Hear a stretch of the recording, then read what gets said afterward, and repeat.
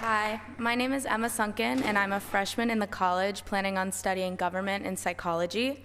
I'm from Los Angeles, California, and could not be more thrilled to be here at Georgetown and living in such an exciting place like Washington, D.C. Events such as this one, as well as the wonderful community in geopolitics, reminds me every day why I'm here. I am honored to introduce Secretary Julian Castro. Born and raised in Texas, Secretary Castro served the city of San Antonio as a member of the city council before being elected mayor in 2009, where he served until his appointment as the Secretary of Housing and Urban Development during the Obama administration. Secretary Castro attended Stanford, where he graduated in 1996 with a bachelor's degree in political science and communications. He then attended Harvard, where he obtained his JD. Please join me in welcoming Secretary Castro to the stage. Thank you very much. Thank you. Hey y'all, good to see you. Hey. Secretary Castro, good to see you again. Good to be here. What a pleasure to have you here.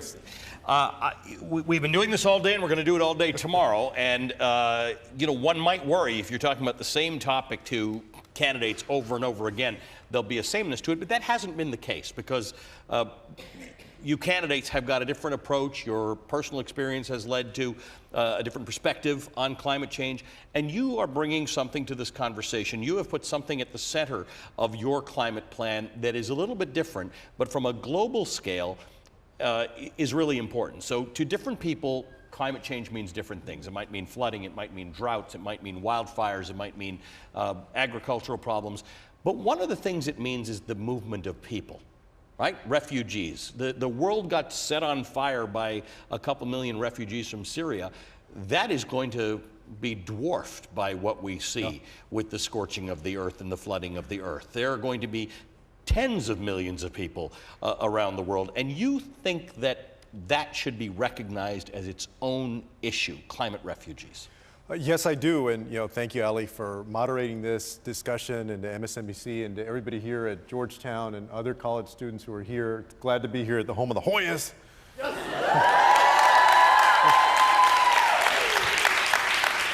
So it's a one college he didn't attend, but Yeah. Look, the United Nations recently told us in a report that by 2050, up to 200 million people around the world could be displaced because of the effects of climate change.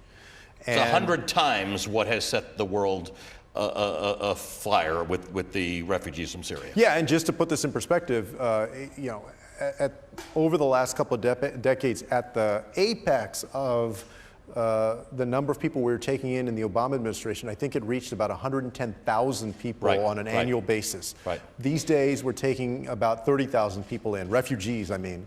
So just to get a sense of the scale, it's massive, it's enormous. It's another reminder, though, of what a huge human challenge this is. This is, this is very connected to human beings and suffering, and shaking up of their lives and destroying the quality of life and the homeland of a lot of people. So in my immigration plan a few months ago in April, I actually said that we should adopt a new category of refugee, a climate refugee. And then we mirrored that in our environmental or climate change action plan because I believe that the United States does have a role to play in making sure that we do our part in addition to combating the climate crisis, reversing the effects of climate change, taking people in who have been hurt and will be hurt by this. So it's an interesting idea. The United States cannot bear 250 million climate refugees, so there's an element of global leadership here, which we're not in a position to deal with at the moment. The United States is nobody's example, nobody's bright shining example in this day. Well, when we replace Donald Trump in January of 2021, we will be. As is the case in many of your policies, social justice plays a role. I wanted to start with the discussion of climate refugees because it sort of illustrates the fact that from your perspective, as you look at climate and how to combat climate change, you believe it has to be built around an idea of social justice. In other words, it's not just the science to you, it's something else. Very much so. I mean, the way that I see this, ultimately, this is about the impact on human beings and also everything else in our ecosystem. But I grew up in a neighborhood, for instance, that was a lower income neighborhood, still dealing with the legacy of segregation, going to schools that were largely basically segregated. And I remember, and I know from personal experience, that the people that are most hurt by flooding, by other weather events, are oftentimes the poorest people in a community, right? So I see an urgency to address this from an environmental justice perspective. And I address that in my climate action plan, in addition to saying that we need to do things like create a private right of action for people to be able to launch a lawsuit against companies that are polluters and are impacting their own health. That used to be possible. It's not possible in the same way now because of a Supreme Court decision from a few years ago. And so, yeah, as we address climate change, we also need to address the fact that it affects the poorest, most vulnerable communities out there, people of different backgrounds, the most. I want to ask you about another type of community that gets disproportionately affected, not just by climate change, but by efforts to mitigate it, because you come from Texas. So you come from a place where much wealth has been created by the fossil fuel industry. And there may be some dislocations as we move from this economy to that economy that you and all your opponents in the Democratic race agree we need to get to. But you come from a place where some people might be afraid that they'll get hurt. What do you say to them? No doubt. I mean, let's take the Eagle Ford Shale in South Texas, right? That shale area. There's been a lot of fracking out there. I believe that we need to ban fracking, beginning with fracking on public lands, and then phase out fracking everywhere else. The fact is, that means for people, okay, well, what else are they going to do? Because that's good paying work. For some people it is, sure. The answer to that is, number one, as you know, some of the fastest growing jobs are in renewable energy. Two of the fastest growing jobs are solar panel installer and also wind turbine technician, basically. Houston, that has been the epicenter of the traditional energy economy, more and more of those companies have made investments in renewable energy, in wind and solar and other renewables.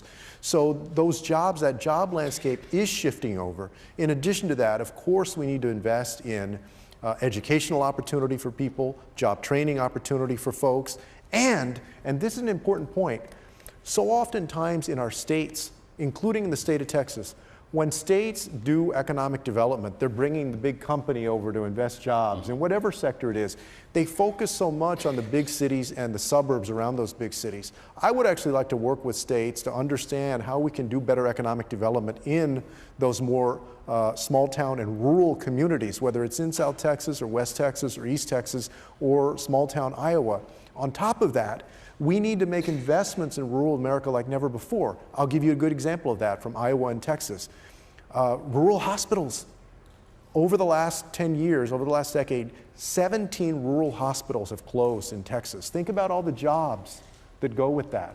In Iowa, over about the same time, they've had 7 or 8 closures of rural hospitals. They've also closed, even if they haven't completely closed, they've shuttered inpatient psychiatric care or OBGYN care. How do we make investments that will create jobs and opportunity in other sectors as well as growing renewable energy jobs? One of the things that I've seen in other parts of your campaign on other topics is that you do have a sense that when people don't do things the right way or companies don't do things the right way, there should be accountability. If we take accountability seriously in terms of climate change, there are companies, many of whom are based in your home state, that some people say should be held accountable for the fact that they have lied to Americans for decades, that they knew what the cost of what they were doing was going to be. How do you approach that? I believe that they should be held accountable. That executives that knew that they were lying about things that affect the public health, or a decade ago in the housing market that caused people to lose everything and caused the nation to go through a recession, that we should not be bashful about holding individuals who are part of corporations and the corporation itself accountable. Corporations can't have it both ways, to have the protection under the law of being considered a person and then get off completely scot-free when they do bad things. So I do believe that we should hold them accountable. I would create a private right of action for people to be able to take legal action against corporations that have caused an injury to them, whether that's a personal injury or some other type of injury. And I would appoint people to the EPA and the Department of Justice who will hold these corporations accountable. There are some people who think that this sort of needs to feel bigger, needs to feel like a government action to say there is an industry of people who lied to the world about what they were doing. Would you do something formally as the President of the United States that would say to these industries, you're going to pay for this? I would. I believe that we need to hold them accountable. In addition to that, I think the main push that we need to make is that we need a clean energy standard. We need a clean transportation standard. We need to begin addressing the forward-looking part of this in addition to holding people accountable for what they've done in the past.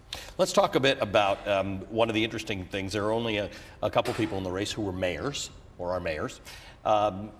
In the failure of the federal government to deal with certain things in this country, climate being one of them, has often meant that there's been action at a state and a local level. That's right. With somebody with your experience, how do you look at that? How do you kickstart this kind of activity there as opposed to at the federal government level? And what can't be done? What has to be done at the federal level? I agree with folks that say that some of the most valuable experience in public service that you can have is at the local level.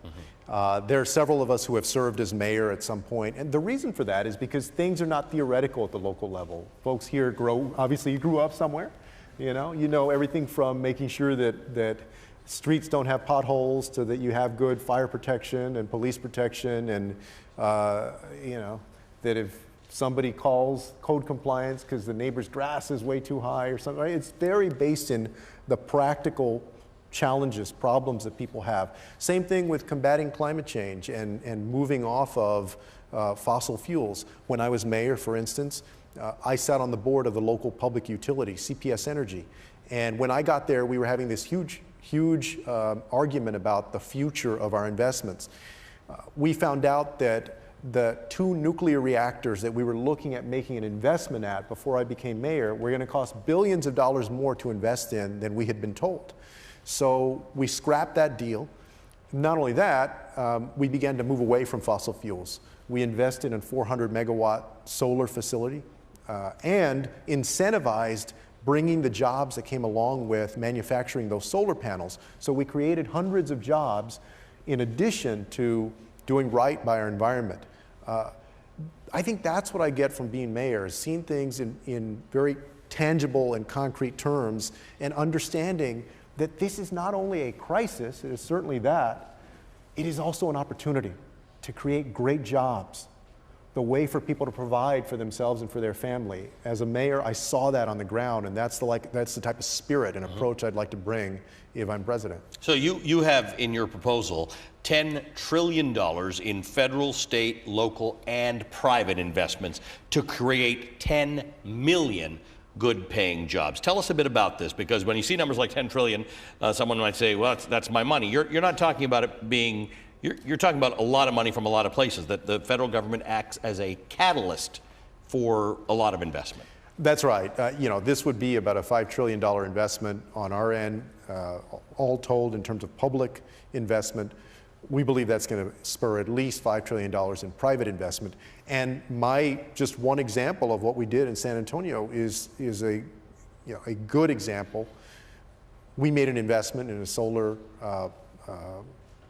facility in San Antonio, but that also, by incentivizing those jobs to be invested in the city, that created a lot of economic opportunity. Not only the people who got those jobs, but all the contractors that dealt with the construction of that facility and servicing it, and all of the ripple effects of people who are now employed in those jobs. And I believe that as we go to a clean energy standard and a clean transportation standard, and we utilize both supply side and demand side credits, and invest in moving our transportation sector over to zero emissions, all of that is going to create new jobs. So let's talk about that. When you talk about 10 million good-paying jobs, are those going to be replacing jobs that you believe will be lost as we make a transition into a clean economy? In other words, is that a net zero, or is it 10 million jobs in addition to everything we have? Well, of course, I think there's going to be some offset there. But I believe that we're going to more than make up for the jobs that would be lost as we transition out. And again, we need to move with urgency, right? We're going to move with urgency. At the same time, we know that this is not going to happen overnight. Right? And I believe that people will be able to make that transition. They're already doing it. Like, I'll give you a great example of that. A few weeks ago, I was in this place, Newton, Iowa. And candidly, I had not heard of Newton, Iowa before, but they used to have a Maytag manufacturing facility. Basically, they made washing machines there. And then that Maytag facility closed down, right? And so as you can imagine, this is a small town. That was a huge blow for the people of that small town. Well, there is now a wind turbine manufacturing facility called TPI. And TPI is employing 750 people with good paying jobs, giving opportunity to folks who, in a town that was really devastated by the closure of this Maytag facility. Those are the kinds of things that I see happening. And so I think that those things can happen whether we're talking about in Texas or in West Virginia or Kentucky or wherever. So let's discuss urgency. I would like to know what urgency looks like to a President Julian Castro when it comes to climate change. How does that manifest, number one? And the context of that is that you have been a mayor, you were also cabinet secretary. So how do you make what is this? Is this the EPA's job? Is this the Interior Department's job? Is this the Energy Department's job? Who fixes this? How do you lead the charge to make climate change a priority? Urgent means we have to begin immediately. I'll give other candidates in the race credit. I mean, several of us have said that our first executive order would be to re-enter the Paris Climate Accord so that we signal to the world and to everybody in this country that we're going to lead again on sustainability, and then follow that up with a Green New Deal package. So it means immediately as a legislative priority, as an executive priority. But I did serve in the cabinet as President Obama's housing secretary. The most effective work that I saw done when I was housing secretary was in driving down the numbers of homeless veterans. In 2010, President Obama set a goal to end veteran homelessness by 2015. We didn't quite get there by 2015, but between 2010 and 2016, we reduced it by 47%, basically almost cut in half. One of the most shameful things about our country, that we have veterans that are sleeping on the street. How did we do that? And this is what's relevant to your question. We did that through the coordination of the U.S. Interagency Council on Homelessness, which was basically a agency that coordinated the efforts across the administration of 19 different federal departments. So it wasn't only HUD's job and the VA's job, it was also Health and Human Services, the Department of Education, Department of Transportation. Basically, this was an all-hands-on-deck approach. I have proposed a climate council to play a similar role across federal agencies. On top of that, you work with mayors and with governors and other local officials and with the nonprofit and the private sector so that everybody adopts best practices. They make their resources stretch as far as they possibly can. They set common timelines. Because of all of that work on homelessness, we had that result of almost cutting this veteran homelessness in half. I believe that we can reach our goals that I've set out in my climate action plan if this is an all hands on deck all across the federal government, and then you work with the levels of government and the private sector beneath that. We know that we have storms of greater intensity now. The storms are not necessarily more frequent than they used to be, but they are bigger. We've got rising sea levels, which results in greater flooding. We've got greater intensity because of the temperature in the water. And we have new news now from your home state. Governor Abbott, the governor of Texas, has issued a state of disaster with respect to the heavy rainfall from Imelda, the storm Imelda, which has now caused more flooding in Texas. How do you, it used to be that you couldn't draw the line between those two things, right? You couldn't sort of say, hey, there's more natural disaster happening and it's because of climate change. Increasingly, people are much more comfortable saying, we've got wildfires like we hadn't seen, we've got drought like we haven't seen, we've got flooding like we haven't seen, we've got hurricanes like we haven't seen, we've got melting like we haven't seen, and there might be some connection and it might be climate.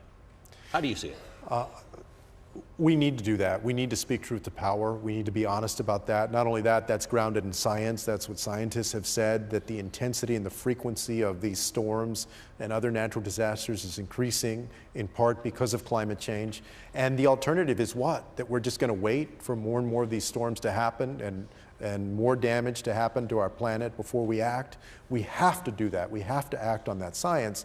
And, you know, I saw that very clearly in my home state. My heart goes out to both the Houston area, Harris County, which I think the eastern part of Harris County has been affected so far, and then East Texas.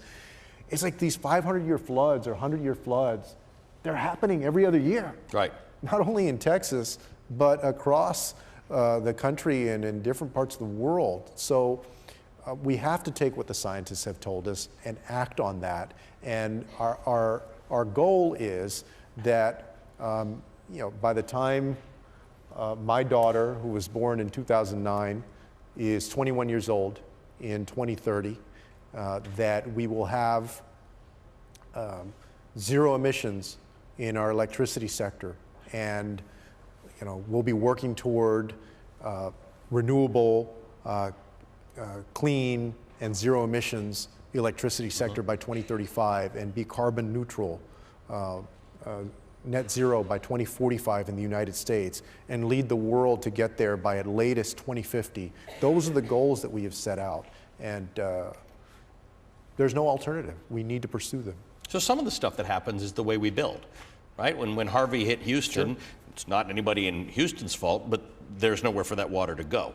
We have built, Charleston, South Carolina is experiencing annual flooding now. How do you think about how we deal with how we choose our places to live, what we do, how we compensate people when their homes are destroyed by this flooding? It costs anywhere from $4 to $6 to remediate a problem after it's happened versus having built it properly in the first place to account for the kind of weather that we're having. You're right. I mean, there's a lot we can do. First of all, when I was HUD Secretary, one of the things that we did was we did this thing called the National Disaster Resilience Competition. And that was $1 billion competition among communities that had been hit by a natural disaster in the last few years. Basically, it was plans that they submitted on how they would rebuild in a sustainable way so that, you know, God forbid, if they were hit by another natural disaster, they were better able to withstand that, but to do it in an environmentally responsible way. I've called for a $500 million annual investment in that sustainability building. Secondly, we have what are called pre-mitigation investments. So basically, before the next storm hits, or before a community has been hard hit, investing in their ability to be more resilient, to withstand a natural disaster. The other thing that we need to do is recognize, you know, the very personal nature of the impact. We have a lot of people who live basically in flood zones, but they don't realize that. We need to update our flood maps. We need to make sure that people can afford flood insurance because those premiums have been going up by about 18% year over year. I would cap that. It's true that we don't want to encourage people to move into areas that, I was going to say, doesn't rising flood insurance create a disincentive to live in the places you shouldn't be living in? Well, but I think it doesn't recognize, only looking at it from that aspect, doesn't recognize that, in fact, a lot of people have already lived there for a while. And some of those people, you know, are not people of means. And so it's not easy to just pick up and move somewhere else. They live there because that's what they were able to afford a long time ago. And sometimes I think this perception that anybody that lives in these areas is just wealthy. That's the case somewhere, sometimes, some places, right? New Orleans, we saw during Katrina. I remember in July of 2002, for instance, when I was just a city councilman in San Antonio, we had this big flood, and it hit part of my district, a flash flood. 150 homes were hit, and a lot of the folks there didn't realize that they were susceptible to being flooded like that, so they weren't prepared. But they were not people of extraordinary means. They were, you know, lower middle class to middle class folks, a lot of seniors on fixed incomes. So I do think that we need to make sure that they can afford that flood insurance and find a way to strike that balance without outrightly encouraging people to move into areas that, if they have a choice, that may be more prone to flooding. You have a suggestion of a $200 billion green infrastructure fund. What's that about? As you know, one of the biggest challenges that we have, for instance, is that we need to get our buildings to net zero. I would make investments in moving municipal fleets to electric vehicles, in our transportation sector, moving our buses to electrical buses, and also doing what we can to make sure that by 2030 all new buildings are zero emissions. So incentivizing that in good ways across different types of infrastructure in ways that will get us to net zero. Americans like their cars. People in your state, I think, like their cars even more. They like their pickups, is what they like. Yeah. There are rumors around that the Green New Deal means you either can't have your car or you're limited to how much you can drive your car or things like that. And to some people who have not had a chance to study plans and documents, that resonates.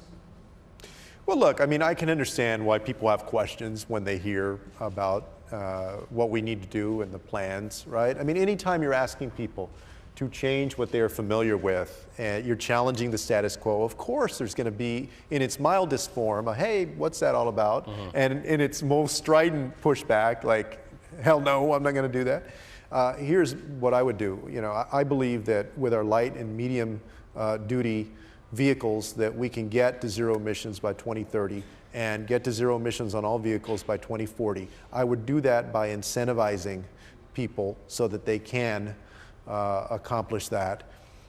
We so also incentives on a personal level, in other words. That's right. From renewing and expanding our electric vehicle tax credit to others that we can invest in. But we can do that. And it does also mean that we have to expect more from our automobile companies. Some of this may require a fundamental change in how we live, right, over time, how we live in terms of how we operate in cities, how we get around, how we transport ourselves. How do you envision that? When you look to when your daughters are of a certain age, when you think to 2050, what does life look like to you, both good and bad? In other words, the good is if we do what you're suggesting and we get there and we succeed in mitigating the worst effects of climate change, and if we don't.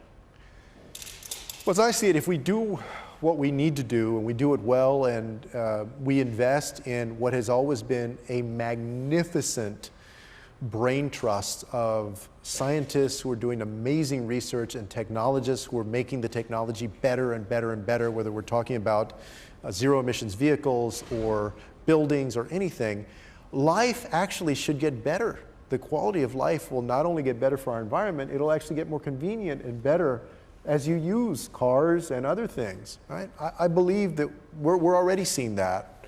People who own electric vehicles, I believe a lot of them are some of the happiest folks with their vehicle, right? It doesn't have to completely alter how we live, mm-hmm. but we can do it in a way that is better for our environment. The converse of that, the alternative is more of these storms, more people displaced, more people losing their property. A planet that in a couple of generations, and a country in a couple of generations will not look the same for my children and their children and y'all's children. And we can't stand that kind of future. We need to make the investments now to tackle the climate crisis. So you and I have talked over the years. You know I'm an economics guy, so I love measurables and scoring and measuring how things happen. You're suggesting a carbon equity scoring mechanism. What is that meant to do?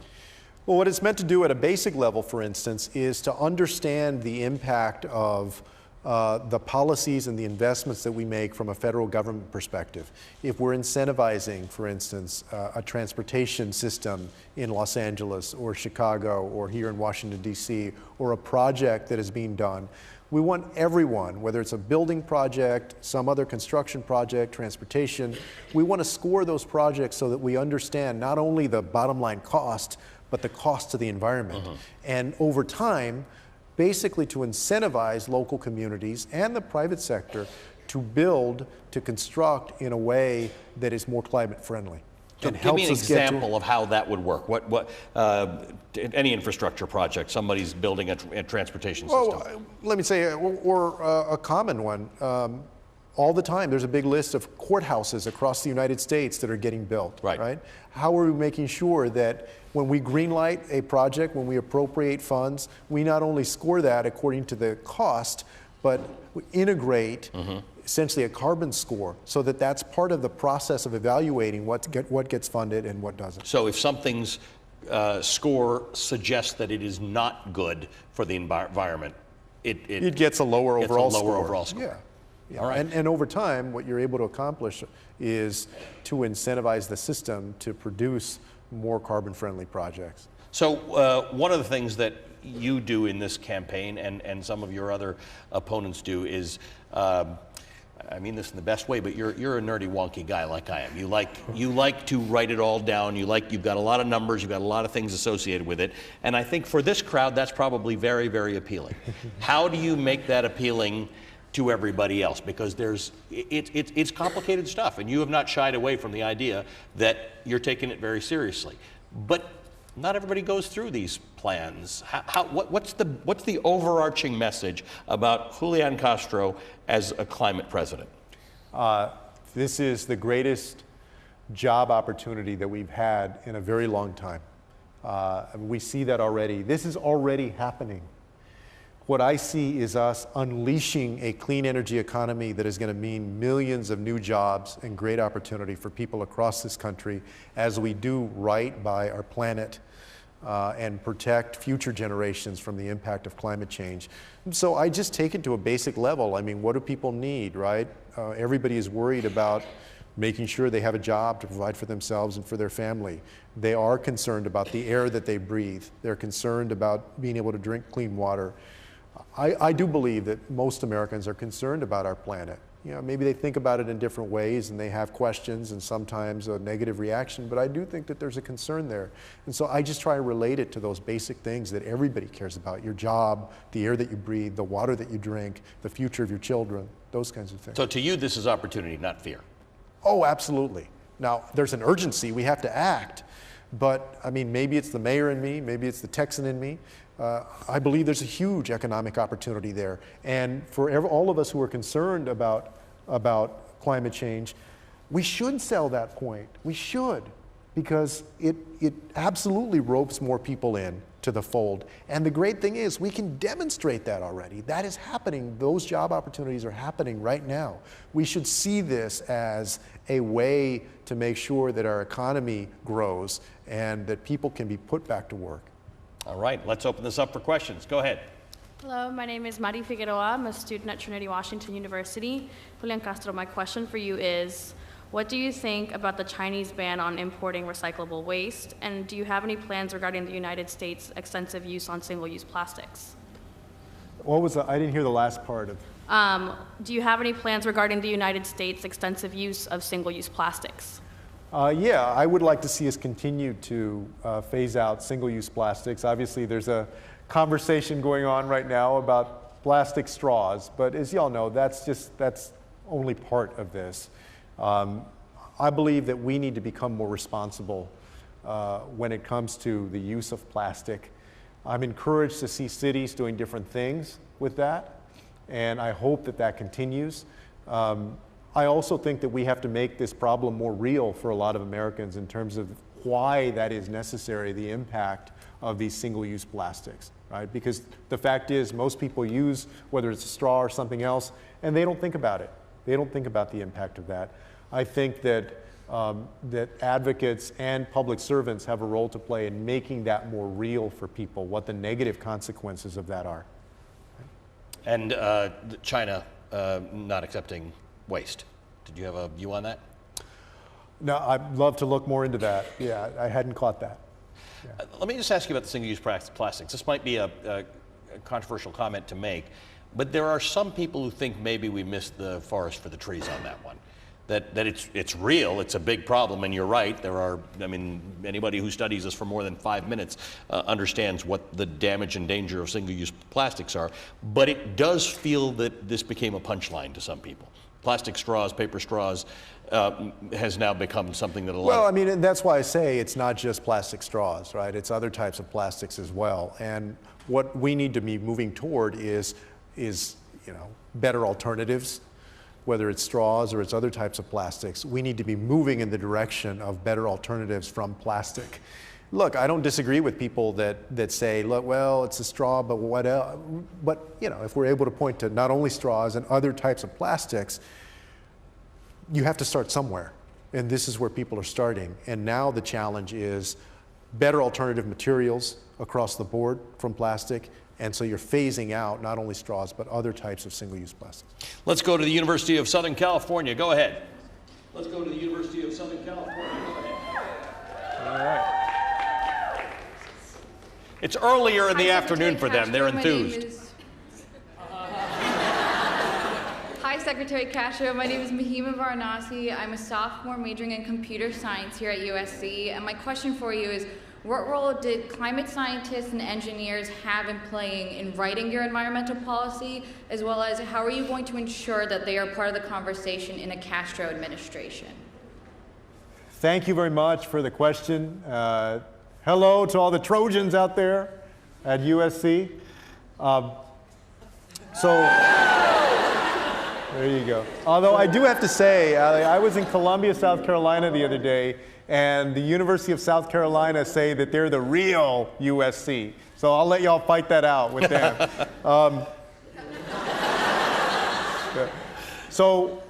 Every time we've done policy, because I've released immigration plan, a housing plan, education plan, police reform, several different types of plans. Every time we've done policy, we've actually consulted experts in the field, beginning with nonprofits and advocacy organizations. And so we did that for this policy on climate change as well, consulted with those advocates whose staffs include climate scientists to help craft our policy and our goals. And as for the question about what role do I see climate scientists playing in a Castro administration, I see them playing a fundamental role. I see them leading this effort in terms of how we think about matching the science to the practicalities, how we get there, because they're going to help us understand the goals that we need to set and also how to get there along the way. You know, how do we put policy in place that will achieve our goals? I also believe that one of the worst things this administration has done is that it's engaged in science denial. In addition to climate denial, overall science denial. I'm going to appoint people to the EPA, to other departments that actually believe in science and believe in tackling climate change. Right? Thank you, sir. Go ahead. Hello, Secretary Castro. My name is Zumana Mahmood, and I am a freshman at Georgetown University studying international political economy and business. Secretary Castro, you define climate change as an existential threat, and you advocate for holistic climate change policy reform. However, in the past, you have supported fracking in my home state, Texas. Where do you stand on this issue today, and how do you plan to mitigate the environmental consequences from fracking in my home state, Texas, as well as other states? Yeah, where are you from in Texas? Austin, Texas. There you go. All right. Good barbecue in Austin, Texas. Yes. First of all, let me address directly your point. Yeah, there was a time when I did support fracking as mayor of San Antonio. In that time, I've also learned more about some of the problems with fracking. Also, a lot of us have seen natural gas as a bridge fuel, right? And we're coming to the end of the bridge. That's how I see it. I support banning fracking, starting with on public lands, and then phasing it out as we can. Look, do I believe that we can do that on day one? I don't think we can, practically. I don't think that we can do that on day one, but I do believe in short order that we can phase it out. And I'm committed to doing that. And replacing that with renewables. That's what I worked toward when I was mayor of San Antonio. We invested a lot in renewables. We decided to close one of our old coal-fired plants, and invested in that 400 megawatt solar facility. The utility was also investing in natural gas, but I have set in my plan that our goal is zero emissions in terms of our electricity sector by 2030, setting that clean energy standard, and clean, renewable, and zero emissions by 2035 across our electricity standard. And that's what I would work toward in a Castro administration. Right? Castro. I want to ask you about another part of a plan that I think, as I was studying it, feels like it's part of your climate plan. But you talk about biodiversity in your plan. You are supporting conserving 30% of the world's lands and oceans by 2030. It's a UN call that you are supporting. Tell me about how you see biodiversity fitting into climate change. It's not where the discussion always goes, but climate scientists say that it's integral to the conversation. It absolutely is. I mean, think about when we're talking about, for instance, taking carbon dioxide out of the atmosphere and the role that trees play, nature plays in that. I also have called for planting many new trees, millions of new trees. And I worked on some of that when I was mayor of San Antonio, planting new trees in the city. I'm a big fan, in fact, of local communities that have done that. I think there are many benefits to that. I also believe in preserving more land, protecting more land. Not only would I reverse some of the decisions of this administration on places like Bears Ears and other public lands that they've declassified or decertified as protected, I would go beyond that and try and preserve more land because I believe that that has a role to play in getting us to net zero. Go ahead. Hello, my name is Bailey Steinhauer. I'm a junior in the college here, majoring in Justice and Peace Studies and Philosophy. Secretary Castro, immigration issues have been a focal point of your campaign. What do you think is the United States' responsibility in taking on environmental refugees? We have, I believe, a moral responsibility, and we also have a responsibility as a leader of nations to set an example for what other countries should do. Maybe the best place to start is to say, we're going through a very dark period right now when it comes to recognizing that people that have a different religion or different skin color or just speak a different language, recognizing the value in other people. It doesn't have to be like that. We've seen presidents along the way from both parties, but most recently Barack Obama, who championed this idea that we can be a diverse, successful country, and we can be. And I've released an immigration plan that just is a completely different vision from this president on how we should do immigration, that believes we can maintain a secure border, but also exercise common sense and compassion instead of cruelty to people. And as I mentioned earlier, also includes creating a new category for climate refugees, so that we're taking on people around the world who are desperately seeking a better life because they've been displaced from their homeland because of climate change. We need to do it. We need to do it for our sake, for their sake, for the sake of setting an example so that other countries will also step up. And if I'm president, we will do it. I'm not naive. I know that anytime you talk about taking in refugees from around the world, there's sometimes pushback to that. But when there is, I would point to communities all across this country who took in refugees from Vietnam, who took in refugees from different African countries, who have taken on refugees from Iraq and other places. And those folks have been entrepreneurial. They've been great members of the community. They've helped to build up and enliven these whether it's small towns in Iowa or big cities in Texas. I just think there's a lot of evidence that if we take in more refugees in the years to come, we're actually going to be more successful than we have been. And why not do that for people that have been displaced because of climate change? I would do it as president. The other side of that coin is that America can take a lot of these people and use it as an example, and maybe the whole world will, but there is a global security component to tens, if not 250 million people trying to get out of their countries and trying to get into other countries. The unrest that could be born of that could be catastrophic. Absolutely. In 2010, for the first time, the Department of Defense in their quadrennial defense review included the impacts of climate change as a national security threat. You're right that if we want to be smart about this, we actually work with our allies and even with our adversaries so that we can manage this more than allowing it to brew and fester and people's desperation to increase, and for that to create more conflict, more calls to arms, and instability in different regions, and that having an impact ultimately on the United States and its allies. We should be proactive, and that's part of I think, the analysis from why the Department of Defense would analyze that, because we want to look forward and be proactive and not wait for this to get to our doorstep. Sir. Hi, Secretary Castro. My name is Noah Van Mierlo. I'm a student at the Graduate School of Political Management at George Washington University. Also, my mom is from San Antonio, so we're really excited that you're running. So, there you go. So my question is that Texas accounts for over half of America's oil production. If you are the nominee, do you think you could win your potentially winnable home state of Texas despite doubling down on clean energy initiatives? Yes, I believe so. First of all, Texas is going to go blue in 2020.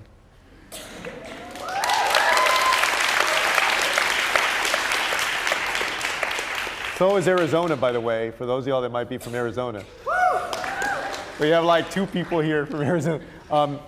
But to answer your question, I do believe that we can, and this is why. Because places like Houston that have always been the center of the traditional energy economy now are also one of the big centers of the new energy economy, the clean energy economy. A lot of those companies that invested in traditional energy have also made investments in clean energy. They are smart, okay? They're chasing the dollar, and they know that a lot of the new dollar is in renewable energy. I also believe that people see a benefit to combating climate change. I mean, we're watching these storms happen in East Texas more and more. So I'm not saying that there's not a good percentage of folks that will disagree, but I do believe that embracing the right kind of climate action plan that reflects the urgency of this problem, you can still win in Texas and do that. Thank you. I'm going to ask the next person. Hi, my name is Lucy Morrison, and I'm a senior studying environmental biology. So food systems contribute around 1/5 of our total greenhouse gas emissions. So how do you plan on dealing with the food and agriculture industry to combat some of these emissions and make our food system more sustainable? I would like to support the agriculture industry in becoming more environmentally friendly in everything from the equipment that they use to their farming methods to ensuring that they have the resources to make that transition.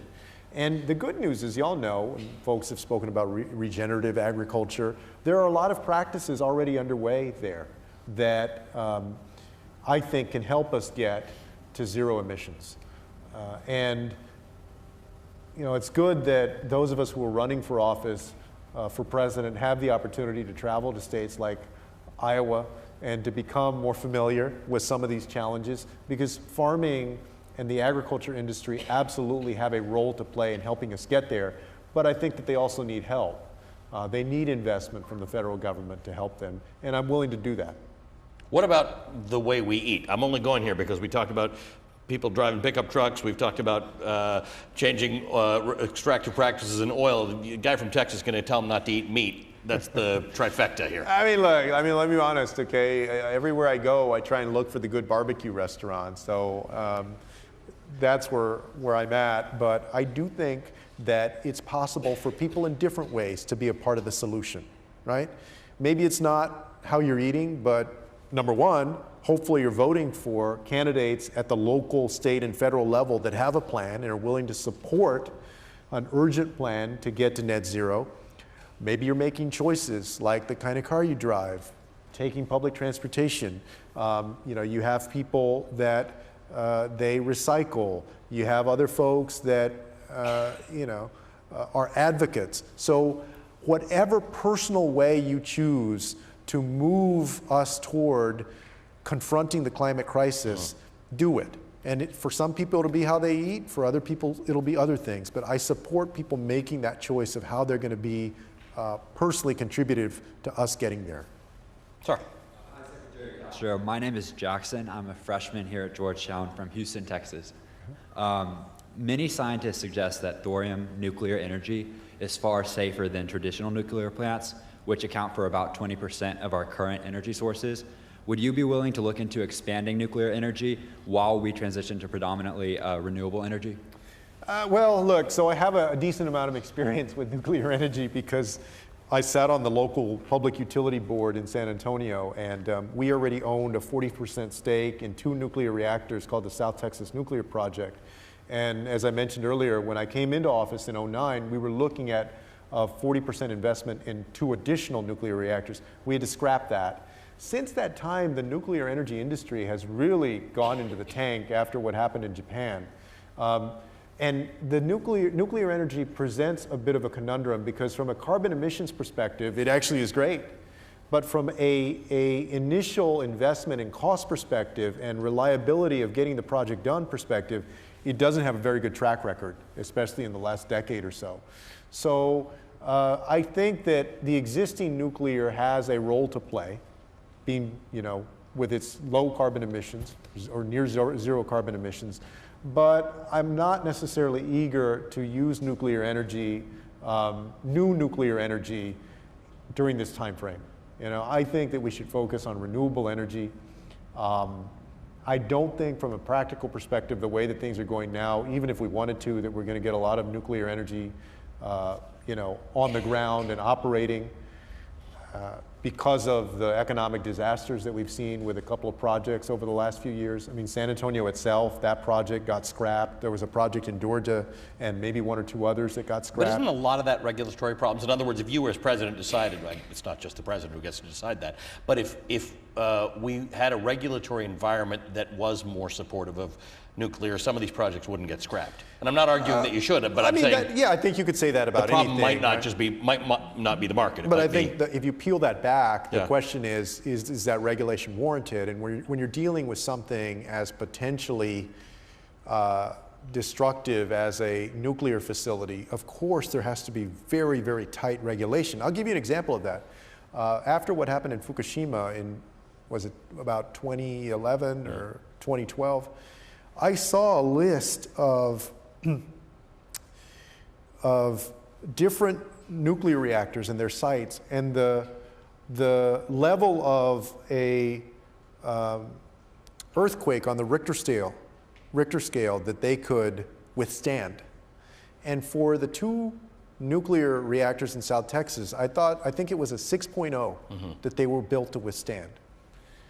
Yeah, that's not out of the question based on what we've seen. Correct. So you start thinking about all the different ways that you need to make sure that these nuclear reactors are safe.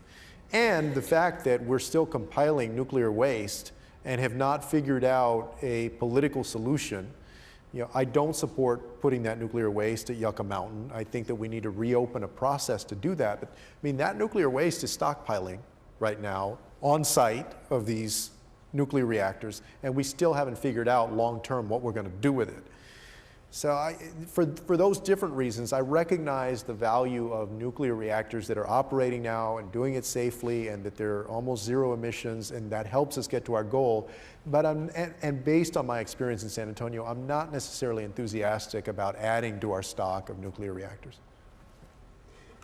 Hello, candidate Castro. Wow. There you go. I'm hoping that was the a movement has begun. That comes to pass. Yeah, thank you. I'm Angeline Leha. I'm a freshman here at Georgetown from Los Angeles. And my question is, according to the Downstream Project, if everyone in the world lived as Americans do, we would need 5 Earths to support humanity.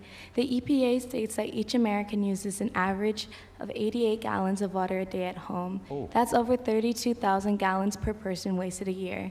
As Americans consume more and more each year, how would you, as president, move to reduce the amount of resources we as a country waste every year?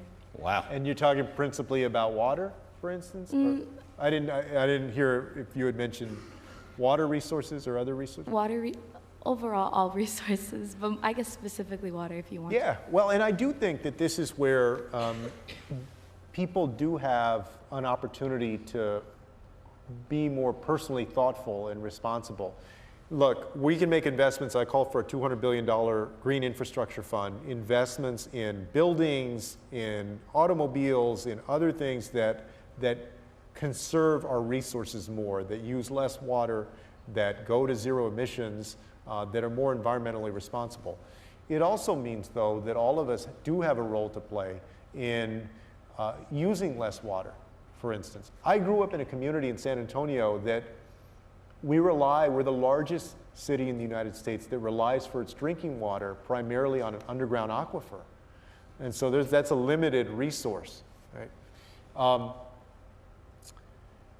Relying on that underground aquifer, when I was growing up, every night on the news, they would have the level of the aquifer. And so as it went lower and lower when we had droughts, for instance, there was an anxiety that would happen. And when it hit a certain level, we would all have to, for instance, people could not water their lawn on certain days. Right? And restaurants would stop just automatically serving water when somebody showed up. You'd have to request it instead of them just putting it there when you sat down to eat. And so I know from a very personal level what that's like. The only silver lining of that was that over time, San Antonians probably developed the most conservation-minded mentality of any big city in the United States when it came specifically to water. And so, for instance, by 2010, when I was mayor, we actually were using about the same amount of water from our water system as we had been 15 years earlier. And the gallons per consumer per day, or per customer per day, had actually gone down because of a conservation campaign, because people were just more thoughtful about it, because the water system had incentivized things as simple as low-flow toilets, right? So across the board, we will do what we can to invest in systems that conserve our resources better, but there's also a role to play for each and every one of us in our daily lives to make that happen with our resources. We've got time for one more question. Hi, Secretary Castro. My name is Salima Ibrahim, and I'm a freshman at Georgetown. I'm from Baltimore, Maryland. So my question for you is, when discussing the issue of climate change, you cannot ignore its impact on indigenous people. For centuries, indigenous people have worked to protect the environment. And when you look at Brazil, it's not only the Amazon burning, but indigenous lands that are burning.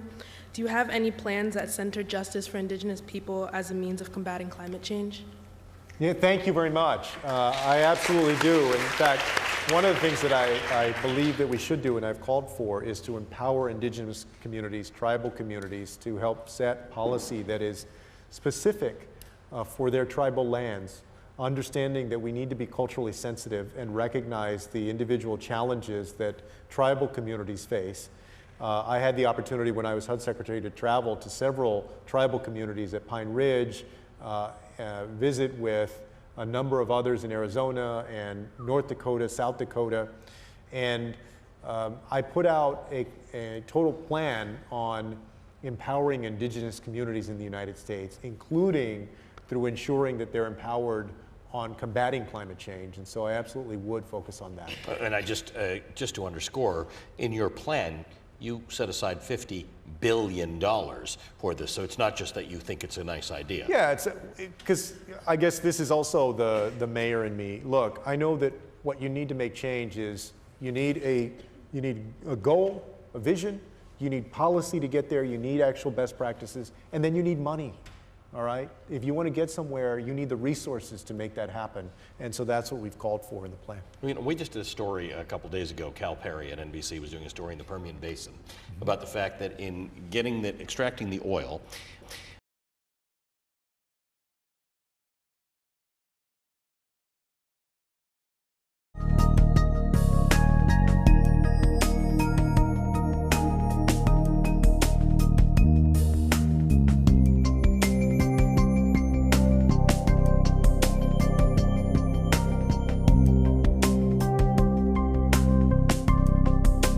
component and a That's right. sulfur component. As y'all mentioned, this administration has made that worse by scaling back Obama administration rules that sought to decrease that. And so, look, the next president is going to have to spend, I believe, and I say this as a former federal executive at one of these agencies at HUD, the next president is going to have to spend at least the first 2.5 years rolling back the bad things that this administration has done and see that as an opportunity to not only go back to what we did in the Obama administration, but go beyond that, to build on what we did in the Obama administration, including when it comes to being mindful about methane gas which in many ways is more harmful than CO2.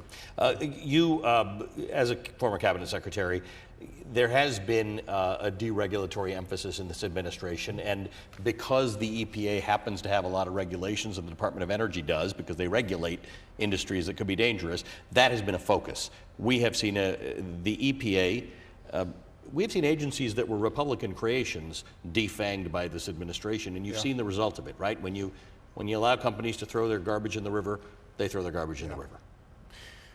And, I mean, as you know, in fact, I think I saw this today, that Trump has appointed more former lobbyists to head these agencies in 3 years than George W. Bush and Barack Obama did combined in 8 years. I mean, that's how much industry capture there is going on in, whether it's the EPA that has a former lobbyist heading it up, or other agencies. We need to get rid of that. I'm going to appoint people who believe in science, who have been advocates for environmental justice and combating the climate crisis, who are going to do the right thing, beginning with repealing these bad rules that Trump has put in place. I mean, that would be the first thing I would do immediately on my first day as president. I want an entire list of all of the rules that were passed, and immediately I will direct the people who will be acting secretaries at that time, because we won't have confirmed our appointments yet on the first day, but immediately those people will begin to engage in the process to open up that rule so that we can change it to something that actually suits what we need to do to combat climate change, whether it's the EPA or some of the bad things they've done at HUD or HHS or wherever, Department of Education, and actually believe in public schools instead of these private vouchers and so forth. All of that we're going to get in motion immediately. Secretary Castro, thank you for your time. Thank you for the thoughtfulness that you put into these proposals. I want to thank you, our remarkable audience, for your endurance in this. You are the ones who caused us to have this discussion. So many of our candidates have said it's their kids or it's students or it's young people in their activism that has caused this to become the issue that it has. So I want to thank you for the commitment you've had, you here at Georgetown and the universities around here and the universities that have joined us remotely, and all of you who have contributed questions. Thank you for making this the important event that it is. And it's only half over. We will start tomorrow again with Chris Hayes first thing in the morning, and Chris and I will do the same thing. We'll alternate through the course of the day, but the Chris and Allie part of this is not the important part. You are. So for those of you who are here, come again tomorrow. For those of you who have friends who weren't here, understand that you are making history, because you are causing a conversation to be had with people, one of whom may be the next president of the United States, and therefore may have the greatest influence on the earth about climate change and how to mitigate it. So thank you for your commitment. Please continue. Let's get us over the finish line tomorrow with this, which is possibly one of the most important conversations of this presidential debate. So thank you to all of you. Thank you, sir. Thanks a lot. Thank you. Thank you all.